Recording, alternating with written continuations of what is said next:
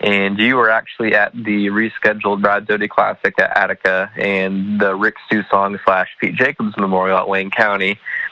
So as you go to these races as a fan, what do you look for at Attica and Wayne County, or even with the series or tracks, whatever, that you can maybe bring back to Knoxville? Well, I think so I look at things differently. It's funny. I'll talk to people I work with, and they're like, well, how is the track surface? And I'm like, I don't look at that. I don't know. I look at what is their signage like? What kind of signage do they use? Is it metal? Is it coroplast? Is it banners? How are they hung? Is that the way? Should we be changing how we do things? I look at how would I improve things? Like, is the location of the bathrooms the ideal place? What are your concession offerings? And you have enough windows open where you don't have long lines. Those are the kind of things. How's parking? Parking is I look at a lot because I think those kind of things make a huge difference from a fan enjoyment aspect. And if fans enjoy their time with you, they're coming back. And I think that's what every track wants, right? Like, that's your ultimate goal. So those are the type of things I look at. John McCoy would tell you how annoying I am at this, but I am very strict about when a race ends or the length of a show. If we can have a late night, it drives me insane. I cannot stand to see fans leaving before the A main, or to see kids falling asleep on their parents' laps. That's probably the biggest thing I watch on a race, is why are we late? Why are we starting late? Why are we behind? Why aren't the heat races over yet? What is going on? And luckily, our social media manager keeps track of all timing, like every time a green flag is flown, every time a red flag, every time a caution, and he gives me times on all of that stuff. So I do watch that at tracks, like how quick did the show go? And if it went by fast, why was that? Did they not have many red flags? Are they just really, really good at cleanup after accidents? I pay a lot, probably too much attention to that. But that is my biggest pet peeve in the sport, is just assuming because people love racing that they love being there till midnight, because that is not the case. So I probably watch that the most when I go to other tracks. Even when I'm watching on Dirt Vision or watching Race Monitor, I am always looking at the time of the event and oh, good, they got done early enough where, all the fans can go into the pit area and meet the drivers. And so that's the kind of stuff I watch a lot when I go to other tracks. The older I get, the more important that is to me as a fan. I was the kid falling asleep at the dirt track when I was 6 or 7 in the bleachers, but now that I'm over 40, that's important to me, and when I take my kids, I want them to be able to, I don't want them to be saying, let's go. I want to go home. I want to be able to, experience the whole thing as a family. So as a fan, I appreciate that. Yes. And it's funny because people would assume that we paid attention more when we were kids, but it's not that way. We pay attention to it more now that we're adults. Right. And we know Saturdays or Sundays are not relaxation days anymore. I mean, parents have so much to go to with their kids. And if your kids are involved in any sports, Sunday is not a day of rest. You might have soccer starting at 8 a.m. So we know that there's a lot of options for families to do all weekend, and we have to make our option the best one. Looking into 2020, I know everything just wrapped, but you mentioned working to grow the Lucas Oil Nationals in Knoxville. And then obviously, continuing trying to sell. One of the goals is sell out Friday night at the 410 Nationals. Anything that you're working on, brand new for the regular weekly 305s, or anything that you wanted to bring up on the podcast before we wrap up? Well, I think our schedule actually looks very similar. There's going to be a date change for the Corn Belt Nationals, which is our non-wing sprint car newest Nationals event. So we now have 4 Nationals events throughout our seasons. Those are our biggies.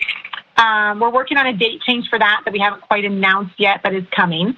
And other than that, every year I try to find something that adds to the off-track experience. And one of the things that really hits me is, we're Saturday racetrack. People, most people aren't working.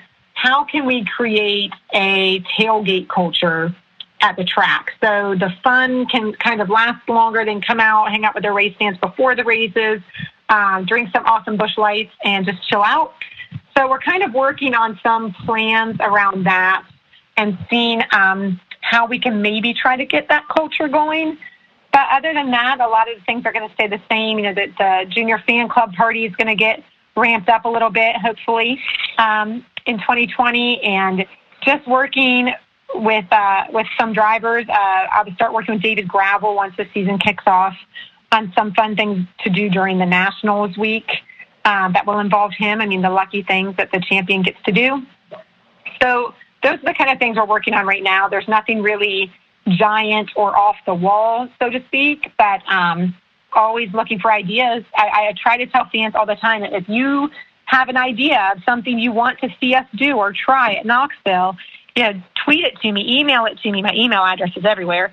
Send me what you want us to do. And, you know, I always say to myself, if it's something we can do, meaning it's physically possible and we have the income or the revenue to do it, then why wouldn't we try it? And an example of that is we had people after last year's or the 2018 Nationals ask if we could add yoga during Nationals, which sounds insane, right? I thought it was crazy, but it was something we easily could do. So we hosted yoga 3 mornings of the Knoxville Nationals this year on the rooftop of the Brian Clausen Suite Tower.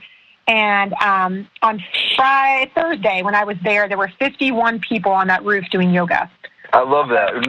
Not only are we going to do yoga, but we're going to do it on the roof of the Brian Clausen Suite Tower. And it was beautiful. I have had some people ask if we could up it to goat yoga next year, but I'm a little worried about goats jumping off the building, so that's probably not happening. I mean, it's stuff like that, you know, no matter how off the wall, I appreciate the suggestions and the ideas, and I welcome them from everybody. Awesome. Well, we look forward to see what 2020 brings. You know, we've seen the evidence already of your work. We know that it's going to be bigger and better, and it's already great. So, thank you. Knoxville is on my personal bucket list. I haven't made it yet, but I have plans to go in 2020. Good. Yeah, you need to get out there. Next year's going to be next year's a big one. Like, we do have big stuff planned for next year. Right. I completely forgot about the 60th. Yeah, we're working on some major ways to celebrate the history of the Knoxville Nationals next year. And, you know, it's going to take some involvement from past winners and past owners. So if I can convince some of these guys to come back to Knoxville for a week, I think we're going to see some really cool things. Well, once the planning gets rolling and some things get concreted, we'll get back on the phone with you and talk about what's going to definitely be coming up at the 2020 Knoxville Nationals. Yeah, that'd be awesome. I mean, we have a huge support area out of Ohio, and you know, when I get our ticket reports, it's always fun to see that there's this huge conglomerate of Ohio fans coming to Knoxville every year. So I appreciate the passion of Ohio race fans and appreciate you guys having me on. Yeah, we appreciate you taking the time to talk to us. We appreciate what you do for dirt track racing in general, not just sprint cars. I know we always tend to lean that way, even though we did jump over into the late model conversation on the podcast earlier this year. We appreciate what you have done for the sport in general over the years, and your family as well. The Pete Jacobs Memorial is always an incredible event, and we appreciate what you guys have done for Ohio dirt track racing. So. Well, thank you guys, and enjoy this beautiful weather while we still have it. Yeah. And keep pushing and promoting the sport of sprint car racing. All right. Thank you for joining us. Yep. Thanks, guys. Bye-bye. Great conversation there with Kendra Jacobs. It's always good to talk to the people that are behind the curtain and hear a little bit about what it takes to make these races happen and what they're thinking about as they put the shows on for us fans. We'd certainly appreciate her time. And it sounds like we've got, as far as the 410 Nationals go, we have a lot to look forward to in 2020, Jacob. Oh, yeah. The Nationals are always something to look forward to, but with this year being the 60th annual, and if you lead a lap, you get $1,000. I mean, there's going to be a lot of stuff going on this year. Yeah, that's going to be a huge event. And as you mentioned, they're continuing to grow the Lucas Oil Late Model Nationals out there as well as their regular 305 shows have a really good draw. And I can't wait to get out there in 2020. If I can't get tickets for the Nationals, I'm going to go see something, and because I want to get to Knoxville and experience it. So, and hopefully you'll go with me, Jacob. I'm hoping. I think Nationals are going to be on the docket next year for sure. I don't know what racing trip I'm going to have to get rid of, but Knoxville Nationals will be on the agenda next year. It'll be one of those where you stay up till midnight, everything logged in on the site, trying to get ready to buy tickets so you can get them before they sell out. So exactly. Okay, so as we mentioned, Four Crown Nationals coming up this weekend.